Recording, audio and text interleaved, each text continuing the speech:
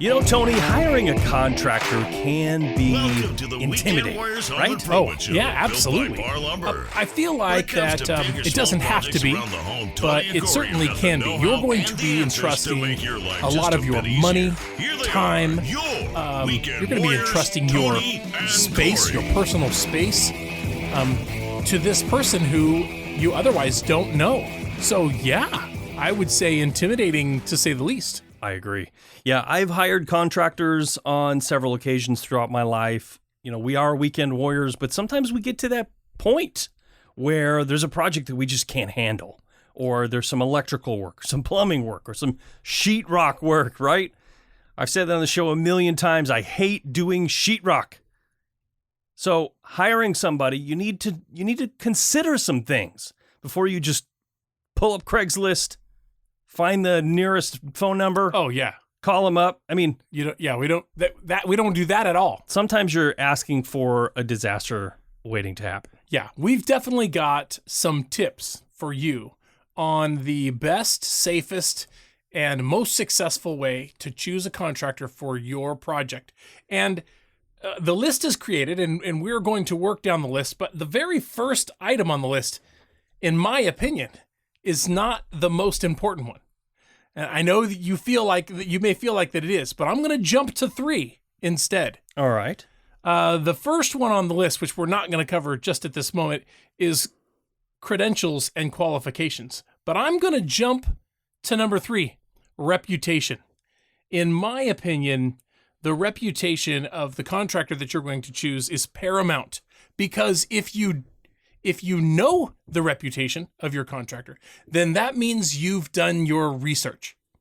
And if after knowing his reputation, because you've done your research, you still think that that contractor is the right person, then now you know something. Do you see? Yeah. If you're choosing a contractor and you're not basing your decision on reputation, then you're doing yourself a disservice and potentially setting yourself up to fail. So for me, reputation is number 1. Well, you make a good point, because when was the last time someone asked you personally, hey, do you know a plumber? Do you know an electrician? Do you know a framer that I could call? Or a cabinet person I could call? Everything is about reputation.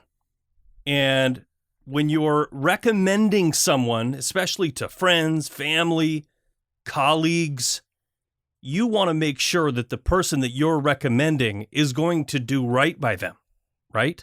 There is almost nothing more important. If somebody calls me and I put my name on the line and I say that I recommend this contractor, that contractor better hold up their end of the bargain. That's where I'm at. If I'm going to recommend you, you better do a bang-up job. Yes, you hearing that, contractors? Reputation, very, very important. Second to reputation, in my opinion, credentials and qualifications.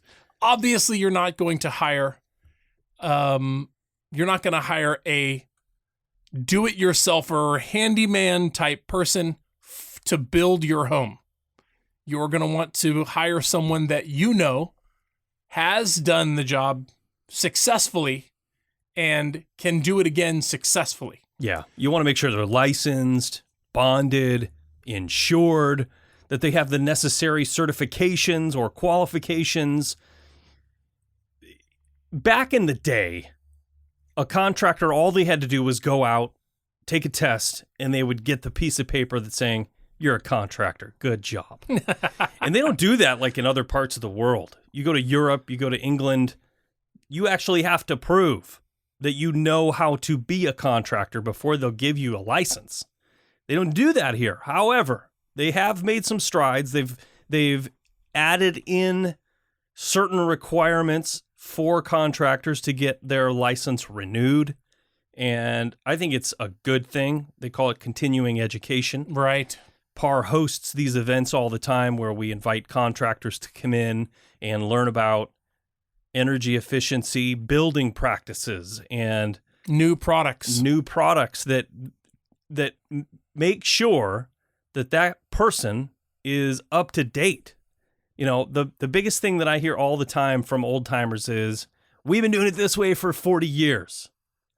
Well, that was great 40 years ago. with 40-year-old technology. If you're still using the same caulking that you started using in 1981, there's a problem. Yeah. Because the technology in caulking has come a million miles, and the products they're coming out with today far surpass the technology from 1981. Sure. So it's, making sure that someone has the proper credentials and qualifications. And like I said, licensed, bonded, and insured. I think that's the most important. That's why I put it at number 1. But I agree with you as well. Reputation is super important. I mean, you look at our list, all of them are. No, you're right. Honest. You're right. They absolutely are. Because the very next one is what? Experience. And that's not to take something away from someone who has just gone to college for 4 years, and maybe they studied contracting, and maybe they just graduated, and they project management. They have all of the information that they need to be successful, but they don't have any on-the-job experience. I'm not saying that they won't be successful. Maybe they will. But is that a risk we want to take? I want the contractor that I hire to be tried and true. I want the contractor that I hire to have accomplished this same task before successfully multiple times, and now I want this contractor to do it successfully for me. Yeah. Experience for me is very important. Yeah, they need to have relevant experience as well. You could hire somebody that builds pole barns to do your kitchen. Right. Regret. Your kitchen remodel, they might have 20 years of experience in construction, but it might be rough framing and not necessarily finish work. Sure. Finish carpentry, Mm-hmm. tile work, countertops. These are the things that are important. You need to have someone with experience, and maybe not necessarily that person, but experience enough to bring in someone. If you're hiring a general contractor and they have subs, that general contractor has enough experience to know who he's working with or she's working with. They need to have that experience. Yeah, this is also important. It is a dog-eat-dog world out there, and contractors are oftentimes clamoring for every bit of business that they can get their hands on. So it is a probability that you could offer a portion of your project to a contractor who has an expertise in that area. And this contractor might say to you, oh, I can do some of this other stuff too. I can do concrete, and I can build that shed, and I can do finish work on that staircase. Just because they say they can doesn't mean they can. Doesn't mean they should. This is where experience, and this is where reputation, and this is where referrals come in. And you should be able to trust the contractor that you hire to be honest with you and give you good, solid information. So trust is another very important one, of course. And so with all of that, I think we need to just be on alert when we're looking for the contractor. Camping on what you were just saying, learning about a contractor, and like you said, I can do this. I can do concrete. There's an easy way to figure out if they can. You need to maybe read some online reviews. Get testimonials. Do the checks. Call the references. Ask for pictures. Put a list of questions together for that previous client. And you'll probably want to make sure that it's not just the contractor's mom. Just saying. If a contractor does good work, then they're likely to have some sort of a portfolio to show off their good work. Ask to see the portfolio. Can I see some photos or some posts online of some of your previous jobs that are similar to mine, so I can see what kind of work you've done? Contractors that are worth their salt will be excited to show off some of their work. Come to my website and take a look at all of the projects I've done. You'll love it. You can get some great ideas there. If they don't have a lot of successful work to show you, it's a red flag, if I'm being honest. Yeah, I agree. What is that term? Worth one's salt. Worth one's I actually salt. heard something about this the other day and the origins of where that came from. And back in the day, it was not terribly uncommon to pay people in salt. Salt was very valuable. Really? In some parts of the world. And when you would say that person is worth their weight in salt or worth their salt, then they're worth it. That's interesting. I'll tell you what I've always thought about the fact that the human body is made up largely of salt. And so I was thinking that since your human body was made up largely of salt, that if you were worth your salt, then you were worth what you were made up of. Yeah. Actually, this thing that I saw, it was talking about, it was the Romans, and the word salt came from, the root word was salination, salt. Sure. That's where we got the word salary. Oh, really? Yeah, it's kind of funny, huh? That is funny. That's great. It's a great term. It is. My dad used to say it a lot. I remember seeing that thing, and I actually hadn't thought about that in a while until you said worth is salt. I didn't even know I said it. Anyway, the next one on the list is communication skills. Yeah. Dealing with a contractor that can read your mind is non-existent. Right. Yeah. Or they can read your mind. So you reading theirs, they're reading yours, just doesn't happen. So right. The only way to get around that is to deal with someone who has good communication skills. They can tell you and convey clearly the details of the project, things that you need to be prepared for.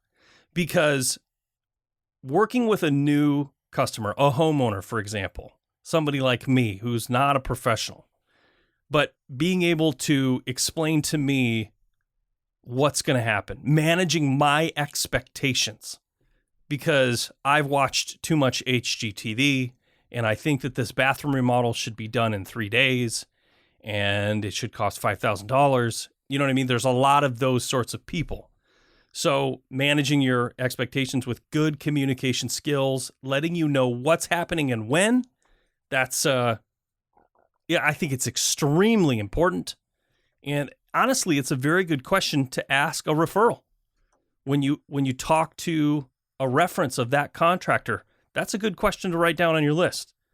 Does he have or she have good communication skills? That's a great question. Yeah. Yeah. That's certainly something that they would be able to answer. If they had gone down the road with the contractor, they would certainly be able to answer whether or not they had good communication skills. The next one on the list is budget and payment terms. This is very important. Oh, yeah. What is the contractor's vision when it comes to getting paid, and where does that start? What is the down? What is the regular? What is the wrap up? What is the total? How much of it is for the contractor? How much of it is for the subs? How much of it is for material? All of that stuff.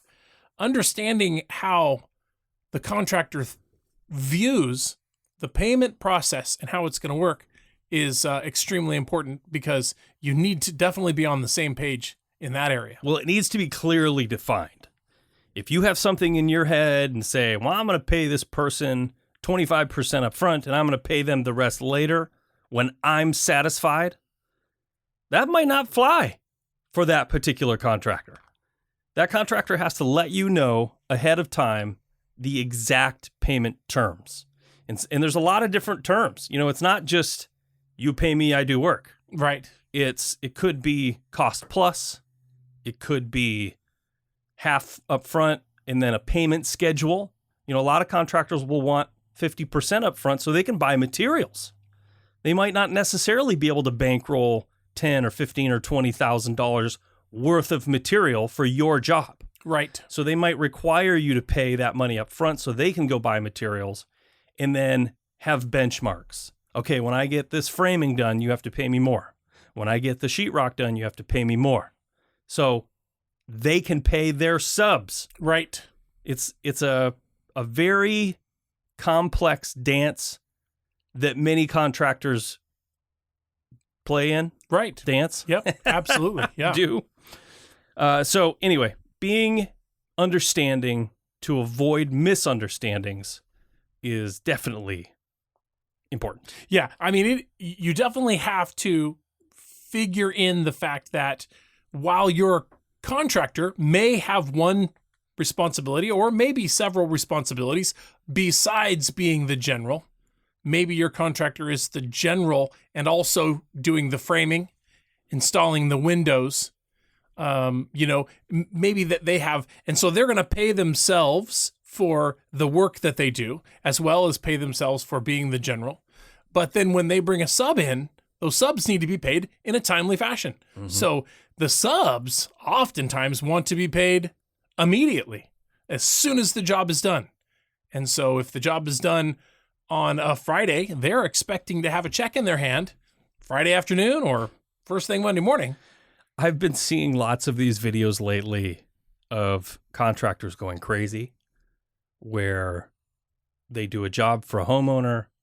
Homeowner says, "Nah, I don't like it. I'm not paying you."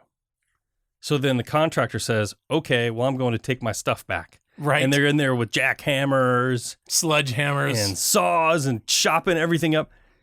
I could not imagine getting to that point. If you don't, if you have terrible communication skills as a homeowner, or if you have terrible communication skills as a contractor, and things are just happening, and the homeowner's in there talking to his spouse, "This is the worst job I've ever seen. I'm not paying them," and the contractor's outside getting everything done, thinking, "Oh, this is great. Yeah, can't wait to get paid." Yeah, and they're not. I mean, it's just so crazy to me. It's crazy. It is. I can't. I did see a post recently. I've been seeing them a lot lately. Where a contractor was tearing up the back patio. Yeah. That they had just laid. And the patio was beautiful. I'm looking at it myself and I'm like, this looks great. And the homeowner was unsatisfied. And the contractor tore it up and hauled it off. The contractor did twice the amount of work just so that the homeowner would not be able to withhold payment and then benefit from it. Right. And, honestly, that was a lesson well learned, I'm well, sure. Good contractors have their ducks in a row, and they'll file liens, especially if they did it. They're a licensed and bonded contractor, and they've done everything with permits and done everything correctly. Yeah. They'll just file a lien. Yeah. And then you need to worry about doing that going through that process in a court of law. That doesn't sound like fun. Here's another one, Corey. I'm going to just jump to this one. Insurance. This is very important. Obviously, licensed and bonded and insured. We talked about licensed and bonded and insured.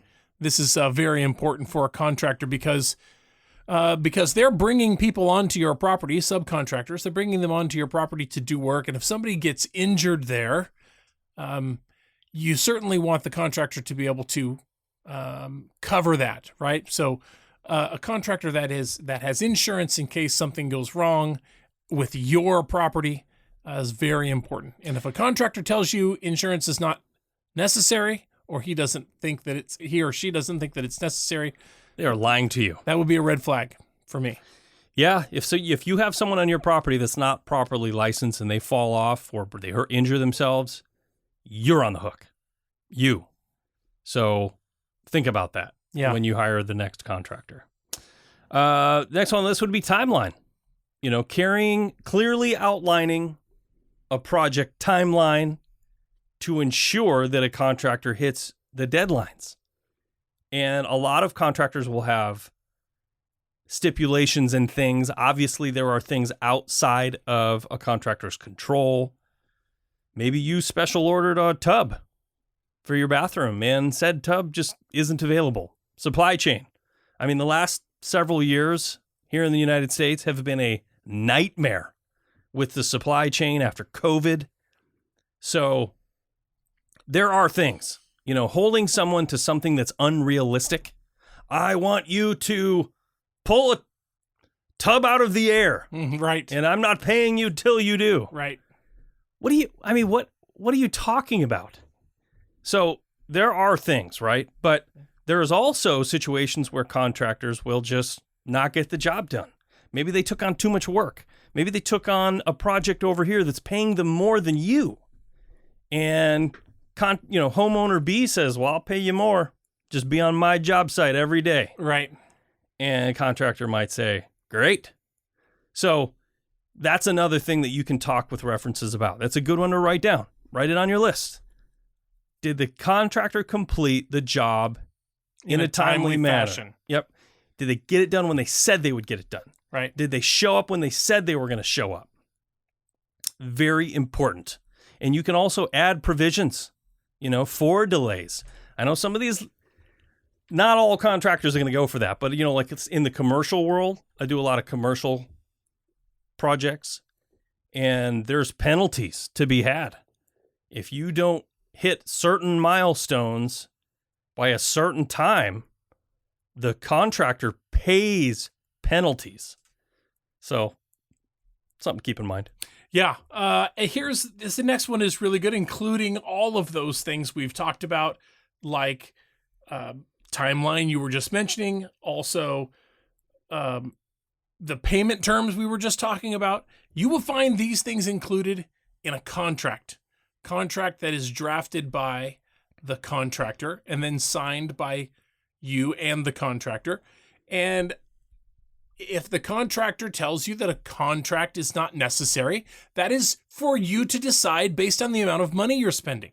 But if you're spending thousands and thousands of dollars, it's a really good idea to work with a contractor that thinks that a contract is a good idea. Yeah. Contract protects both of you. It protects the homeowner and the contractor, because what it does is it binds the thoughts and words and processes of the communication prior to the start of the project.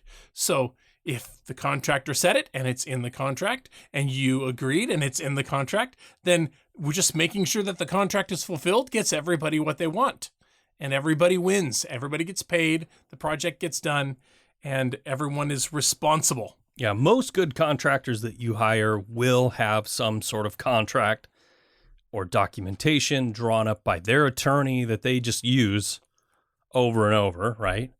But sometimes there's things specific to your project. It includes scope of work, scope of what types of materials.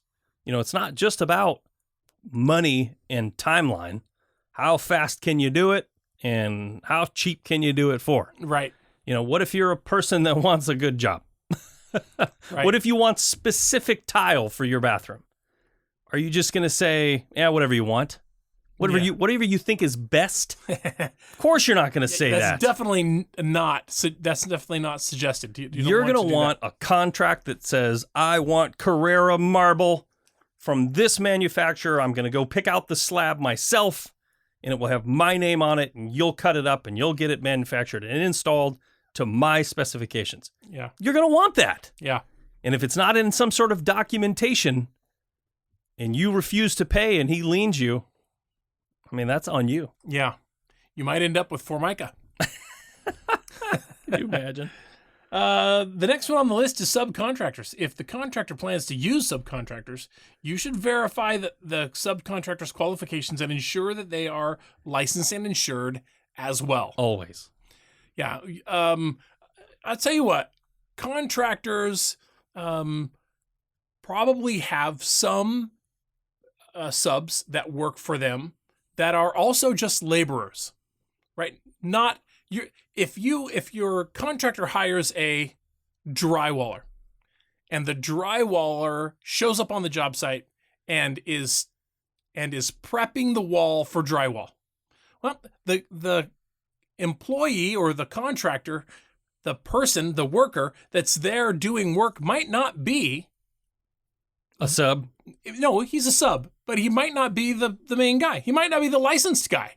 The licensed contractor might have guys working for him that are doing prep work or this or that or whatever, cleanup or packing. They might send some laborers there to pack material into the house. They might not be licensed contractors. That doesn't mean that the sub is not a licensed contractor. Every single person that steps foot on the job might not be a licensed contractor. Yeah, they're operating under the umbrella right. of the license Right. contract. So you don't have, every single person on the job site is not necessarily a licensed contractor, but maybe working for the licensed contractor who maybe isn't there in that moment at that time on that day.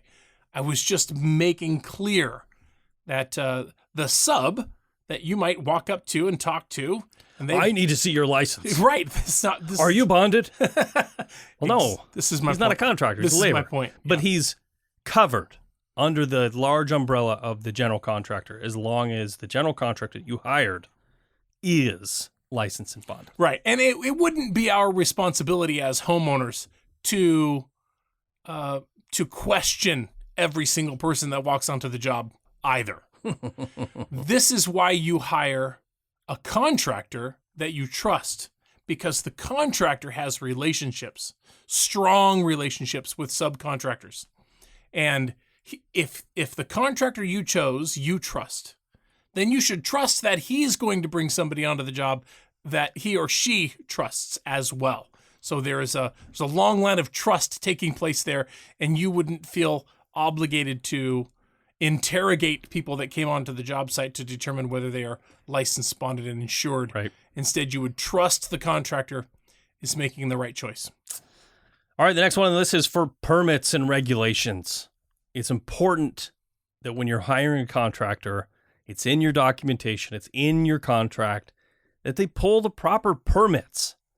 I've seen it before, horror stories where people have hired contractors, they didn't pull the permits, and then their job gets flagged by the city.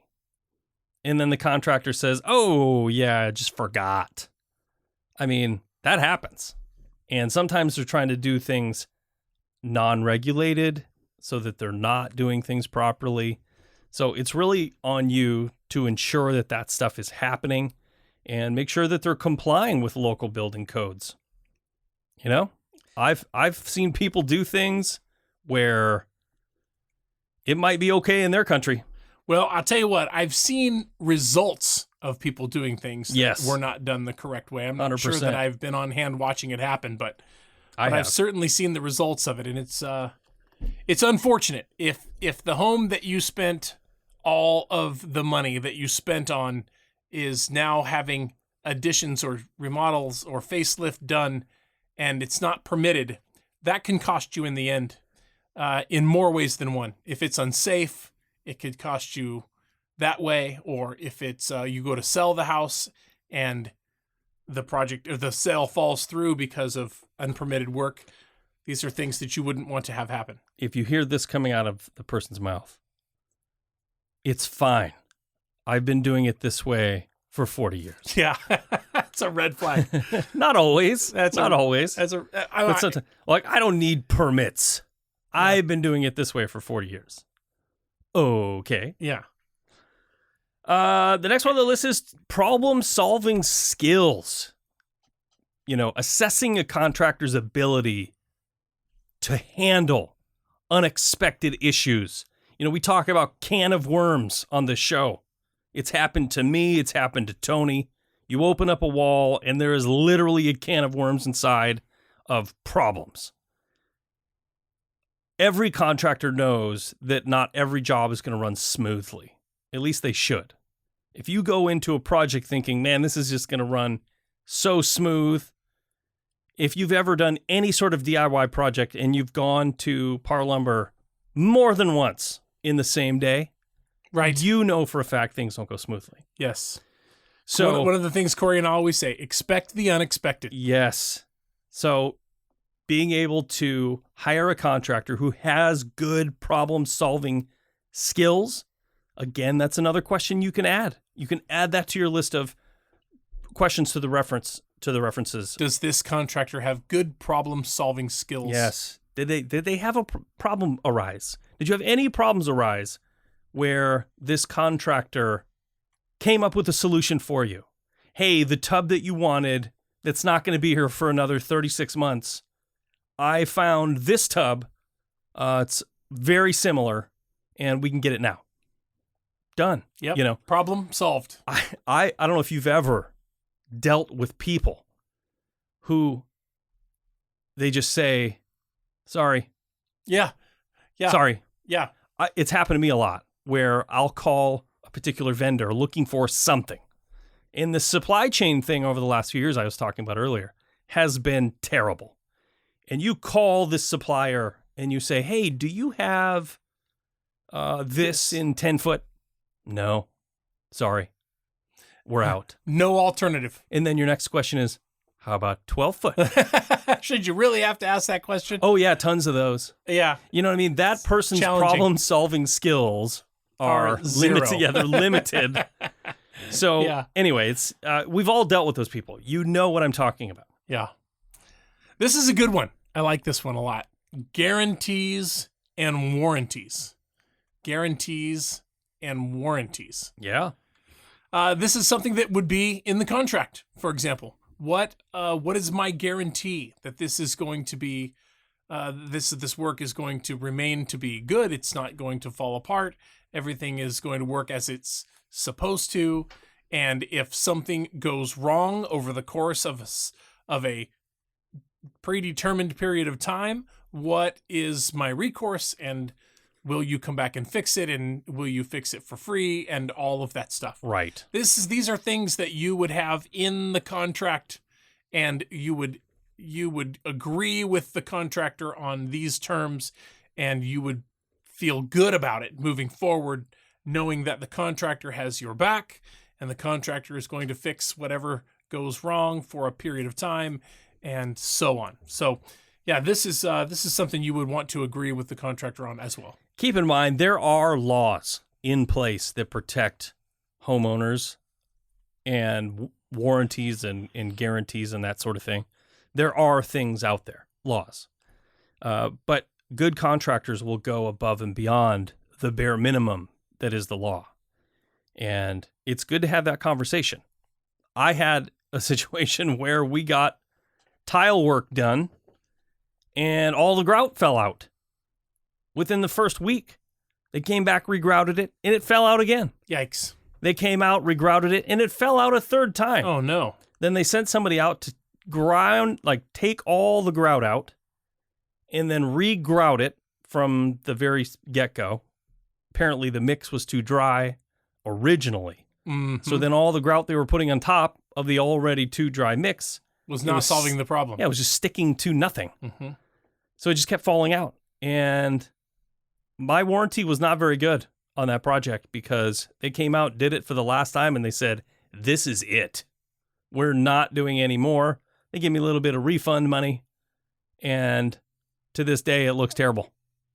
So make sure that who you're talking to has the right warranties in place for you. Yikes. Yeah, that's that is not a good situation there at all. Nope. And you're unhappy with the end result. I learned the hard way. So yeah, that's tough. That's a tough one. Last one. Well, second to last one. I added one more. Yeah, let's do your one more. Let's do your one more first. I came up with this because I just thought about this. I had a contractor one time that was doing some siding work on my house. And I had these neighbors who lived across the street. They were crazy neighbors. They were nosy. They were always worried about who was parking on the street in front of my house because we shared a mailbox. Their mailbox, they lived across and then the next door. So kitty corner from my home. And their mailbox was in front of my house because I had mine, my neighbors, and theirs, all three in front of my home, next to my driveway. And it was, according to the Postal Service laws, you had to have X amount of feet on either side of the mailbox so that the mailman can come in with his little car and deliver the mail. Well, My contractor the first day didn't know that, propped up shop in front of the mailbox, and the postman drove right on by. Said, I'm not delivering your mail. Peace. Kept going. Oh, man. So then my neighbor, nosy neighbor, who lived in that house, kitty corner, called the postman, the post office. The Postmaster General? Yes. And they said, we require at least 5 feet beyond the mailboxes. So I had a conversation with he had a conversation with me. I said, I'm really sorry about that. And the next day, the contractor showed up and I said, hey, you got to park 5 feet this way. We measured it, set a cone. I'm like, just keep your equipment and your vehicles past this cone and we'll be good. And I didn't make it 5 feet. I think he made it 7 feet just to be sure. Sure. And this guy, this neighbor, he came out cussing. He was so mad. Came across the street ready to fight. Wow. And my contractor did not have very good temperament. Oh. And he almost got in a fist fight with my neighbor over this parking situation in front of my house. Wow. It was crazy. He called me on the phone. I was at work. So I had to come home and mediate this situation. And I'm like, this is crazy. What is going on here? So anyway, temperament. Yes. Any person that you have to deal with in your life, whether it's a contractor or a neighbor or a coworker, whatever it is, anybody that you have to deal with in your life that is quick to anger is going to be a challenge. And when you're spending the kind of money that you're spending with the contractor that you're going to spend it with, you do not want that person to be quick to anger. That is the opposite characteristic that you want from your contractor. So determine that the contractor you're choosing is patient, kind, loving, and slow. They love their work. And slow to anger. Yes. I've talked to contractors. I know lots and lots of contractors, and some have a very big disdain for customers. They don't like people. Right. They like doing work, but they don't like people. And, honestly, that's pretty common. People get into the trades, and they really like doing tile work. They don't like talking to you. They just want to do their tile work. Yeah. They want to get it done, make it look great, get paid, and leave. Yep. They don't want to be in there talking about their tools. Jibber-jabbing, yeah. So I've seen those situations where homeowners test the temperament of some people. They go in there with their blue tape and they're like going crazy. It's I feel like it's one of those things that you need to establish up front. If you're that sort of person, you need to hire the right sort of contractor that is the perfectionist, that will do the job that you want to do, and you're probably going to pay more for it.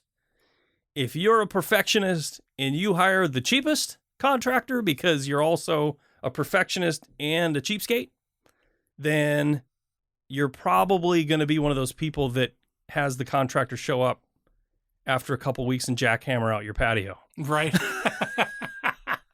I'm just saying. Yeah. There's recipes for disaster. And if your expectations aren't managed properly. Yep.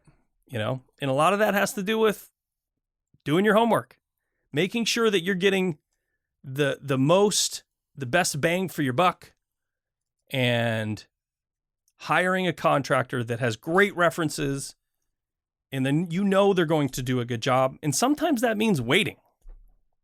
They're not available till June. Well, sometimes that means you got to do what you got to do. Yep.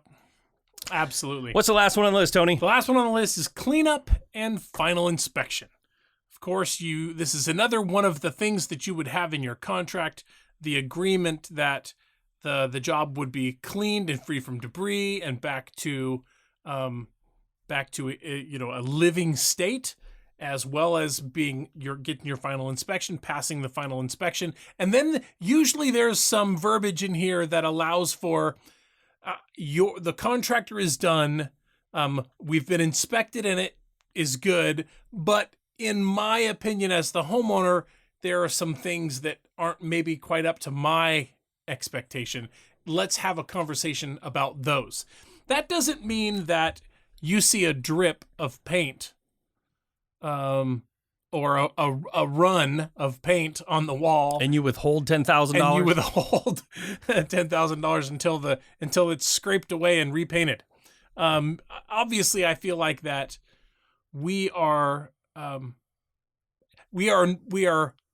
all human after all, and quality and appearance and structurability are all very important words, but perfection, oftentimes, while expected, probably Is very practical. probably that word is not in your contract. Read your contract. Does it say perfection? It probably doesn't. Most contractors would not be looking for the word perfection. But within industry tolerance, yes, absolutely. This is a very important thing. When it comes to final inspections and you've got a roll of blue tape and you're about to run around and stick it on every single thing that you see that you think is not good enough, there are tolerances that are allowed. Industry tolerance and perfection generally is above not and a portion of that. Right, is not a portion of that. Real last quick story. I just thought of this in regards to cleanup and final inspection.